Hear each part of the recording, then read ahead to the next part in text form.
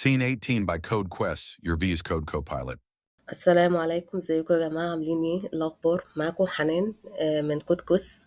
احنا امبارح كنا عملنا لانشنج السين 18، وعبارة عن AI assistant كوبايلوت بيساعدك في الكودينج، بيساعدك في تشيك معاك الكواليتي بتاعت الكود، بيساعدك في الكيو اي، يقدر برضه يفكر معاك في الستوريز، يجنريت معاك فيتشرز. طبعا بيقدر، هتلاقوا هنا الفيتش بالتفصيل الحاجات اللي هو بيقدر يعملها. بيفهم العربي، بيفهم الانجليش، بيقدر يرن كوماندز، بيقدر يوتوميت البراوزر اكشنز، انتجريتد طبعا مع اوبن اي اي وكاستم اي بي اي موديلز وهكذا.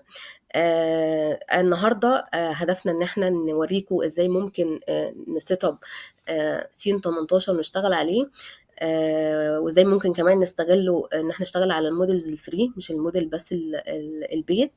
وان شاء الله هنبتدي ننزل فيديوهات ورا بعض كده بتورينا الفيتشرز المختلفه، وبتوري اليوز كيسز ممكن ابتدي اشتغل عليها من خلال سين 18.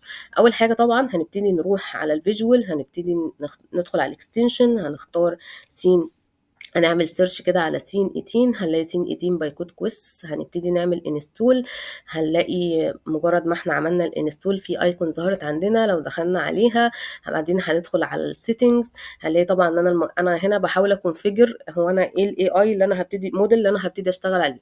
طبعا بختار البروفايدر اللي انا عايزه للاي بي ايز بتاعتي، او ممكن ابتدي اختار اوبن راوتر. هو عباره عن بيراوت ما بين كذا بروفايدر.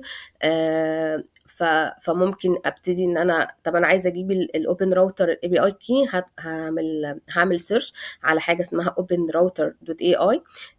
انك تعمل اكونت بيبقى سهل جدا، بتدخل وبتساين ويز جوجل وبتعمل اكونت بسهوله، وبعدين بيظهر لك يعني بيظهر لك سكرين شبه دي.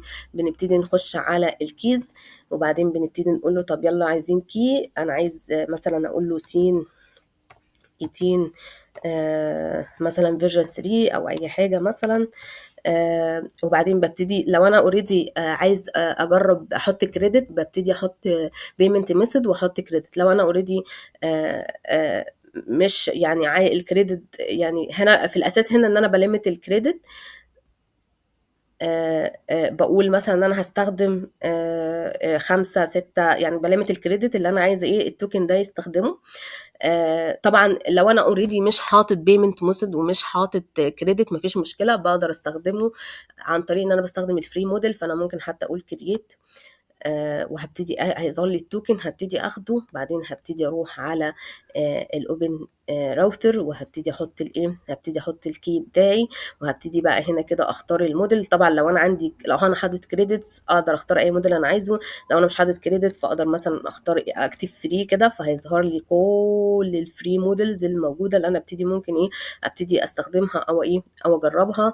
وبعدين كده اوريدي انا لما بدوس دون كده انا السيتنجز بتاعتي تمام. هبتدي هنا كده هنلاقي هنا المودز المختلفة اللي أنا ممكن أبقى فيها. فأنا فور إكزامبل مثلا أنا الأول ممكن أفكر as a product مانجر، فافكر في الفيتشرز بتاعتي، وبعدين ابتدي افكر في كبرودكت اونر. فكرت في الفيتشرز، طب بفكر في الستوريز، بعدين ابتدي اسال الارتكت انت ايه رايك في بيزد على الستوريز والفيتشرز دي، ممكن ايه الاركتكتشر بتاعي، وهكذا. بعدين ابقى اكتب الكود، بعدين ريفيو الكود، بعدين اعمل الكواليتي.